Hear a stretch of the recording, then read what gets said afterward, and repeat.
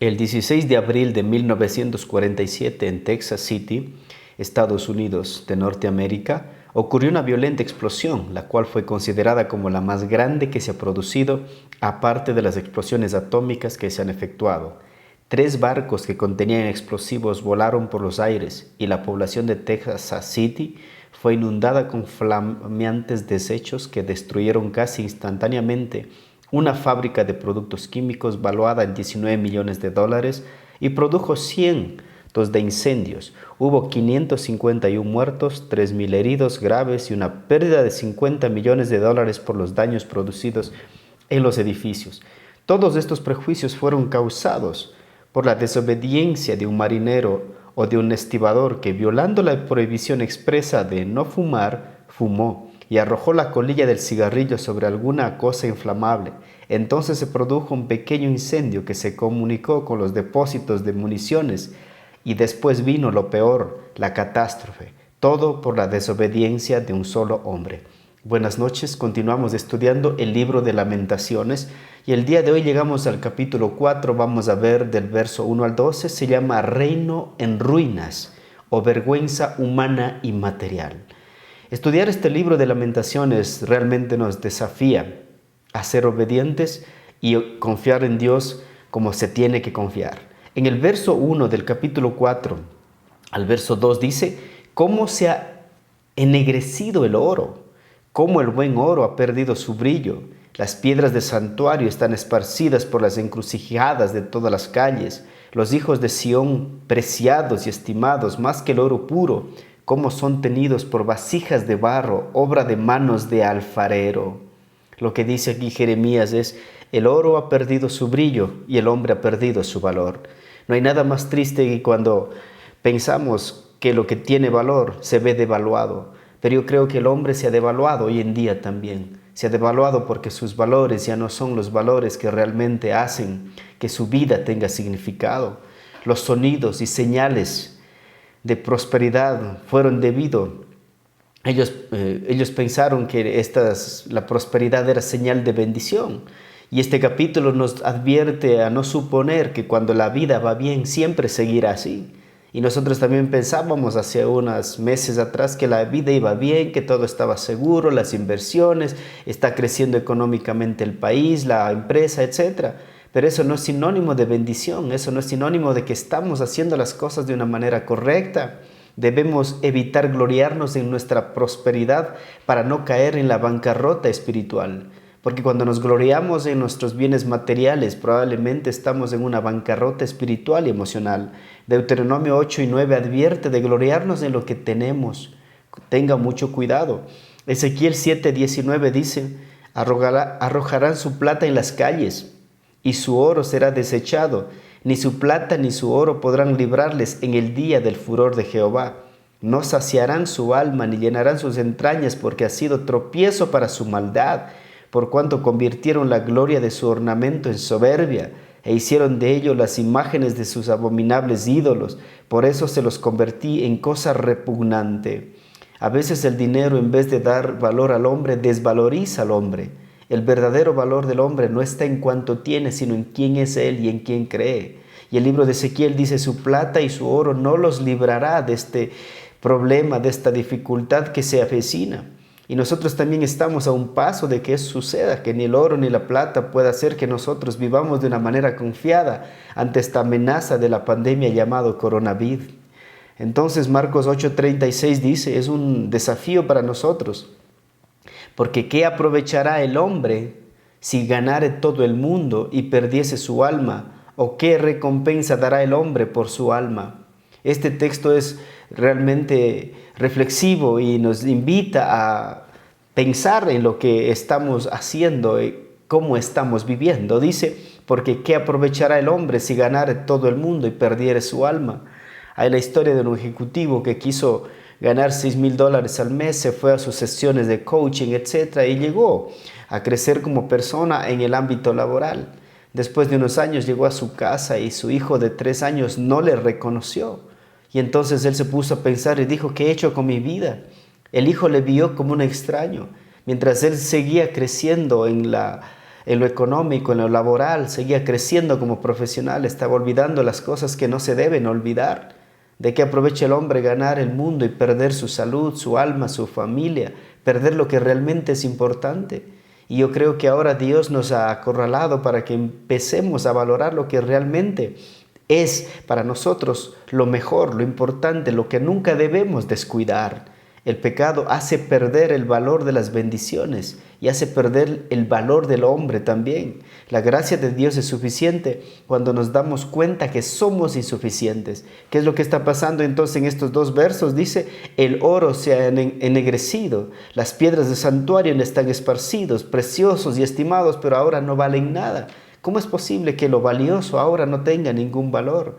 Verso 3 al 5 dice, aún los chacales dan la teta y amamantan a sus cachorros. La hija de mi pueblo es cruel como las avestruces en el desierto. La lengua del niño de pecho se pegó a su paladar por la sed. Los pequeñuelos pidieron pan y no hubo quien se lo repartiese. Los que comían delicadamente fueron asolados en las calles. Los que criaron entre púrpuras se abrazaron a los estercoleros. ¿Qué es lo que dice aquí? Es la ruina total de la familia. Cuando usted ve esto y hace una comparación, dice, los chacales dan la teta y amamanten a sus cachorros, pero la lengua del niño de pecho se pegó a su paladar por la sed. Jerusalén cuando fue rodeada no tenía que comer, no tenía agua, y entonces la sed y el hambre estaban destruyendo la vida, acabando con la vida de los niños, de los jóvenes, de los ancianos, de sus soldados. ¿A dónde nos puede llevar el pecado y nos acorrala a que estemos encerrados hasta que se acaban todos nuestros recursos? Nosotros también debemos pensar qué ocurrirá si se acaban todos nuestros recursos. ¿Qué pasará con nuestros hijos, con nuestros ancianos? ¿Qué pasará con nosotros mismos? Aquí dice los chacales y las avestruces. Los padres abandonaron a sus hijos debido a que no podían alimentarlos. Los niños morían de sed y de hambre. El lujo y la comodidad habían desaparecido. Hoy en día también vemos que eso ha desaparecido de nuestras calles, ¿no? No podemos salir a presumir de los carros de lujo que teníamos, de la ropa de marca que vestíamos. No podemos aparentar que podemos ir a los mejores centros comerciales, vacaciones de las mejores playas del mundo.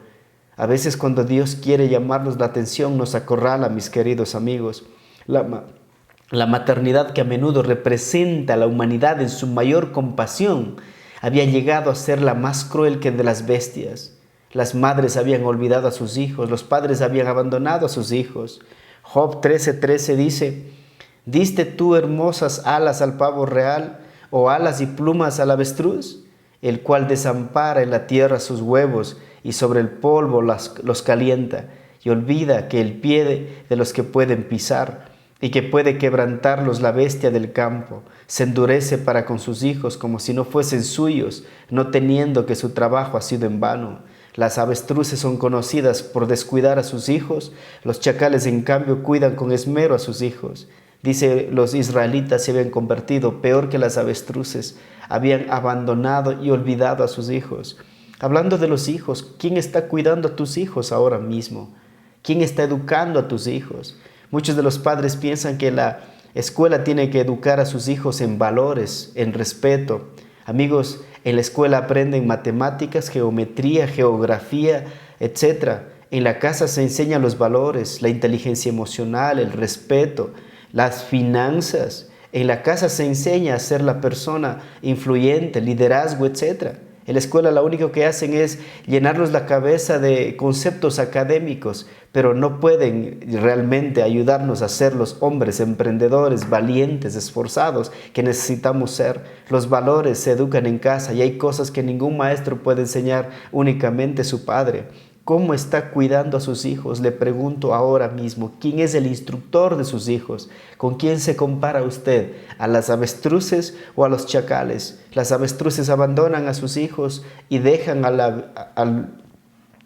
la suerte de ellos. Escuchemos lo que dice esto. Es sumamente preocupante la cantidad de madres solteras a nivel mundial, quienes tienen que sacar a sus hijos adelante, solas, sin el apoyo del padre. Esto crea muchos traumas a la madre como al hijo, necesidades de afecto, de presencia, económicas, con lo cual conlleva aumentar la delincuencia y la falta de valores. Es triste cuando los padres no se hacen responsables de sus hijos. en lo físico, en lo espiritual, en lo emocional. No están allí para darles el afecto que los hijos necesitan. ¿Será que estos hombres que está hablando aquí, Jerusalén, también estaban abandonando a sus hijos? Nada más porque ya no tenían que comer. La respuesta es que sí. ¿Será que estos hombres nacieron sin sentimientos y sin corazón? ¿Ustedes qué creen? Estos hombres nacieron con sentimientos, nacieron con corazón, pero poco a poco el pecado fue haciendo que ellos olvidaran lo que es más importante, sus hijos. Nuestros hijos serán afectados por la desobediencia nuestra. Los más inocentes sufren las consecuencias de nuestros pecados y es triste ver cómo niños están muriendo de sed, su lengua pegada al paladar porque no hay agua, sus estómagos vacíos, semanas, días, meses, están muriendo de hambre. Cuando dice que se abrazaron a los estercoleros, los reyes, está diciendo es decir, montones de basura. Los que antes comían y vestían bien, ahora buscan su alimento en la basura. Del palacio se han ido al basurero. No permitía que el enemigo, no permita, por favor, que el enemigo le acorrale de esa manera, donde usted también tenga que salir del palacio al basurero. ¿Cuáles son las responsabilidades de un padre ideal para sus hijos? Aquí les voy a leer algunas responsabilidades del padre para sus hijos. Número 1, enseñar. Deuteronomio 6 dice, enseña a tus hijos la palabra de Dios. Número 2, guiar. Proverbios 22:6 dice, tenemos que guiar a nuestros hijos. Segunda de Corintios 12:14 dice que debemos proveer a nuestros hijos. Efesios 6:4 dice que debemos criarlos en disciplina y amonestación del Señor. En primera de Timoteo 3:4 dice tenemos que controlar a nuestros hijos. Y es lógicamente, Proverbios 3:12 dice que debemos amar a nuestros hijos. ¿Está usted cumpliendo con su rol de padre hacia sus hijos? Quizás usted dice, es que a mí cuando era niño no me dieron esto, no me abrazaron, no estaban conmigo. Eso es del pasado. Ahora puedes hacer algo que no hicieron contigo y es dar a tus hijos lo que tú no recibiste. La pregunta, ¿está usted cumpliendo con su rol de padre y de madre ahora mismo? Sus hijos le necesitan. Pase tiempo con ellos. Y ahora que la vida, las circunstancias nos ha acorralado quizás, necesitamos disfrutar de ellos, saber qué sienten, qué piensan, cuáles son sus sueños, cuáles son sus anhelos. Es importante que nosotros sepamos todo eso de nuestros hijos. Pero ¿qué pasó en Jerusalén en este capítulo 4? Que los niños fueron abandonados, los príncipes estaban comiendo en la basura. Todo eso se llama decadencia. Un reino en ruinas, familia en ruinas, las relaciones rotas. ¿Cómo llegaron allá? Una sola palabra, mis amigos, el pecado. Verso 6 que dice, porque se aumentó la iniquidad de la hija de mi pueblo más que el pecado de Sodoma, que fue destruida en un momento sin que acamparan contra ella compañías. Aquí hace una comparación entre Sodoma y Jerusalén. Sodoma y Gomorra es conocida como la ciudad del pecado y Jerusalén era conocida como la ciudad de paz, ciudad luz, ciudad del gran rey. Ahora ella también, esa ciudad gloriosa, se ha convertido en una ciudad. ¿Qué tipo de ciudad? En una ciudad pecadora que comete iniquidad. El pecado de Jerusalén fue mucho mayor que el pecado de Sodoma. Jerusalén cayó en la inmoralidad por la apostasía, se alejaron de Dios. Y muchos de nosotros quizás hemos sido también apóstatas por años, nos hemos alejado de Dios hasta que este momento, ahora mismo, Dios te está diciendo, regresa a mí. ¿Cuál era el pecado de Sodoma? Ezequiel 16:49 dice, he aquí que esta fue la maldad de Sodoma tu hermana. Soberbia, saciedad de pan y abundancia de ociosidad tuvieron ella y sus hijos, y no fortaleció la mano del afligido y del menesteroso, y se llenaron de soberbia e hicieron una abominación delante de mí cuando las vi y las quité. La manera más obvia de apartarse de la voluntad de Dios es pecar intencionalmente, es la arrogancia, el orgullo, el egocentrismo. El pecado de la iglesia es mayor que del mundo, debido a que la iglesia conoce la palabra de Dios. Nosotros debemos vivir regidos, guiados por la palabra de Dios. Lamentaciones ha sido un libro que ha hecho muchas cosas interesantes en mi corazón, despertarme, desafiarme, ponerme a meditar y pensar cómo está mi propia vida. No quiero que mis hijos, no quiero que la ruina llegue a mi hogar. Y peor si es que, y mucho más cuando yo lo puedo evitar. Y lo puedo evitar decidiendo bien, tomando buenas decisiones, caminando con Dios. Pregunta, ¿Qué debemos hacer nosotros ante la creciente inmoralidad en la iglesia y en el mundo? ¿Qué debemos hacer?, se pregunta usted. Cuando uno reflexiona en los hombres del ayer, se pregunta qué fue lo que les ayudó a esos hombres a ser fieles a Dios, qué hizo que ellos sean como Jeremías, Ezequiel, Daniel, como David, consagrados al Señor. ¿Cómo era ese tiempo? Uno se pone a pensar y dice, ¿pero qué hicieron? ¿Qué comían? No qué comían, amigos, ¿en quién creían? Vamos a hablar de Babilonia. En Babilonia hay un hombre que fue deportado, se llama Daniel, y era una de las ciudades más avanzadas y evolucionadas de aquella época, sobresaliendo en su arquitectura y sus famosos jardines colgantes. Se caracterizaba por su inmoralidad, era dada a la idolatría, estoy hablando de Babilonia, entregada al ocultismo, era una ciudad sanguinaria. Pero ¿cómo describe la Biblia a un hombre llamado Daniel que vivió en Babilonia? Y la pregunta, ¿es posible vivir en Babilonia? ¿Es posible ser fiel a Dios en Babilonia? ¿Es posible ser luz en la oscuridad? ¿Es posible ser un buen ejemplo en esta sociedad que no hay nadie dando un buen ejemplo? Leamos Daniel capítulo 6 si tienes tu Biblia y márcala por favor. Dice Daniel 6:1, pareció bien a Darío construir sobre el reino 120 sátrapas que gobernasen en todo el reino y sobre ellos 3 gobernadores de los cuales Daniel era uno, a quienes estos sátrapas diesen cuenta, para que el rey no fuese perjudicado. Verso 3. Pero Daniel mismo era superior a estos sátrapas y gobernadores, porque había en él un espíritu superior, y el rey pensó en ponerlo sobre todo el reino. Entonces los gobernadores y sátrapas buscaban ocasión para acusarle a Daniel en lo relacionado al reino. Mire la última parte, por favor. Mas no podían hallar ocasión alguna o falta, porque él era fiel, y ningún vicio ni falta fue hallado en él. Ningún vicio ni falta fue hallado en Daniel, a pesar que vivía en Babilonia, a pesar que se codeaba con los corruptos, idólatras, brujos, etc. A pesar de que estaba en medio de la oscuridad, él no se dejó contaminar por la oscuridad. ¿Por qué? Porque en Daniel capítulo 1 dice que él había propuesto en su corazón no contaminarse con las cosas del mundo. Nosotros también podemos seguir el ejemplo de Daniel y ser la luz en medio de la oscuridad. ¿Qué hizo Daniel, un hombre fiel? Tomó decisiones firmes en su corazón, propuso no contaminarse. No se conformó a Babilonia. Y la Biblia dice, no os conforméis a este mundo, también a nosotros. Había en él un espíritu superior. Y la Biblia dice a nosotros también que el Señor nos ha dado un espíritu, no nos ha dado un espíritu de cobardía, sino de poder. Ese espíritu debemos hacer que se active, se mueva, viva en nosotros y nos ayude a tomar decisiones como Daniel las hizo. ¿Qué más? Había hecho de su vida una vida de oración. Eso se caracteriza con Daniel. Proponerse en el corazón, no contaminarse, no dejarse influir, y lógicamente comenzó a vivir en el Espíritu. Y al vivir en el Espíritu se notó que llegó a ser mejor que todos aquellos que parecían inteligentes. A veces nosotros también podemos dejar de vivir para Dios. ¿Por qué? Porque el mundo parece que nos ofrece cosas maravillosas. Pero si Daniel estuviera viviendo en este mundo, diría, sean fieles a Dios, oren, no le teman a la persecución, no le teman a la acusación. El verso final dice, mas no podían hallar ocasión alguna o falta porque él era fiel y ningún vicio ni falta fue hallado en él. ¿Qué de usted? Pregunto, si de repente a usted y a mí nos evaluaran nuestra vida cristiana, ¿creen que habría evidencia de nuestra fe, de una fe firme, de nuestra santidad, de nuestra integridad? ¿Qué dirían de nosotros si de repente se pusieran a investigar nuestra vida? Verso 7 al 9. Sus nobles fueron más puros que la nieve, más blancos que la leche, más rubios eran sus cuerpos que el coral, su talle más hermoso que el zafiro, oscuro más que la negrura de su aspecto.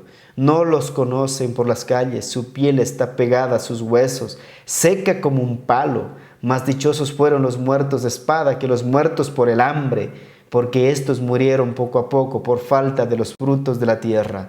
Aquí vemos el trágico final del liderazgo. La suerte de los dirigentes fue terrible, su riqueza, buena presencia, su belleza, todo desapareció.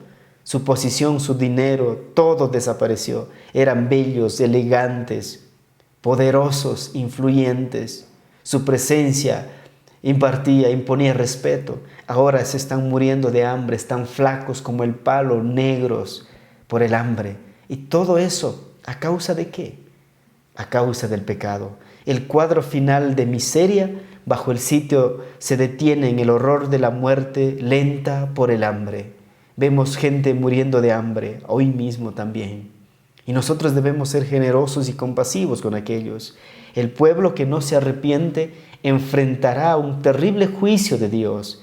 Y donde comienza con el templo y con los líderes religiosos. Qué mensaje tan directo de Jeremías a través del libro de Lamentaciones para nosotros. El fin que nos espera si desobedecemos a Dios. Seamos fieles a Dios. Continuemos siendo fieles a pesar de la persecución. ¿Qué ha perdido usted por el pecado? ¿Qué ha perdido por el pecado? Su familia, su trabajo, sus amigos, su vida. ¿Qué ha perdido por el pecado? Verso 10 es el verso más triste del libro de Lamentaciones. Y algunas madres que me están viendo, quiero que se pongan la mano en el pecho, la mano en el corazón y lean estos versos lentamente para ver si de repente Dios nos habla a cada uno de nosotros. Es un verso triste pero que nos puede llevar al avivamiento, a la restauración, a amar a nuestros hijos de la manera que la Biblia dice que debemos amar. El verso 10 dice: mas las manos de mujeres piadosas cocieron a sus propios hijos les sirvieron de comida en el día del quebrantamiento de la hija de mi pueblo. Lo que vemos aquí es una maternidad salvaje, una maternidad perversa. Este es uno de los versos más horripilantes que usted puede leer en toda la Biblia incluso. Podemos entender que una madre abandone a su hijo, pero que se lo coma realmente, eso es perverso. La vida cambió y se volvió tan difícil, tan complicada, tan lúgubre, tan oscura, que las madres comían a sus hijos y los cadáveres la dejaban para que se pudrieran en las calles. Se perdió toda esperanza en Jerusalén cuando estaba sitiada por los babilonios. Y todo eso por consecuencia del pecado. ¿Por qué ocurrió todo esto? Deuteronomio 28, capítulo 28, verso 56 dice: la tierna y la delicada entre vosotros, que nunca la planta de su pie intentaría sentar sobre la tierra, la pura delicadeza y ternura, mirará con malos ojos al marido de su seno, a su hijo, a su hija. ¿Qué está diciendo aquí? Que las esposas iban a ver mal a sus esposos y también iban a ver mal a sus hijos por la desobediencia. 28 dice: al recién nacido que sale de entre sus pies y a sus hijos que diera luz, pues los comerá ocultamente por la carencia de todo, en el asedio y en el apuro con que tu enemigo te oprimirá en tus ciudades. Dios les había advertido que si ellos se rebelaran contra Él, los enemigos iban a llevarles hasta este punto, que las madres comieran a sus hijos. Deuteronomio 28, 58. Si no cuidares de poner por toda obra las palabras de esta ley que están escritas en este libro, temiendo este nombre glorioso y temible, Jehová tu Dios. El Señor dijo: si dejas de vivir la palabra de Dios, entonces vas a vivir todo esto. No hicieron caso a las advertencias de Dios. Estamos nosotros haciendo caso a las advertencias de Dios. La Biblia no es un libro únicamente para ser leído, es un libro para ser leído. Muchos de nosotros utilizamos la Biblia para discutir, para pelear, para contender. La Biblia no es un libro para eso, la Biblia es un libro para ser vivido. Cada palabra que está allí. Porque si no vivimos lo que dice la palabra de Dios, entonces veremos las consecuencias de nuestra vida. Madres, ¿cómo están ustedes ahora cumpliendo con ese rol que Dios les ha dado? La Biblia dice: herencia de Jehová son los hijos, cosa de estima el fruto del vientre. Dice: bienaventurados los que llenaron aljaba de ellos. Los hijos son un regalo que Dios nos ha dado. ¿Cómo los están cuidando ahora mismo ustedes, madres? Segunda de Timoteo, verso 1 al 5 dice: trayendo a la memoria la fe no fingida que hay en ti, la cual habitó primero en tu abuela Loaida y en tu madre Eunice, y estoy seguro de que en ti también. La abuela y la mamá de Timoteo eran hombres y mujeres de fe, eran mujeres de fe. Y esa fe transmitieron a este joven que terminó convirtiéndose en el pupilo, en el aprendiz, en el pastor asistente del más grande predicador que ha existido en la tierra después de Jesús, San Pablo.